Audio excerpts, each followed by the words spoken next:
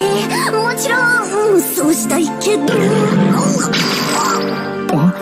どうしよう、お腹が。でも舞台を途中で開けるわけには。もう限界。どうしたタマコ？私をお花畑が呼んでいる。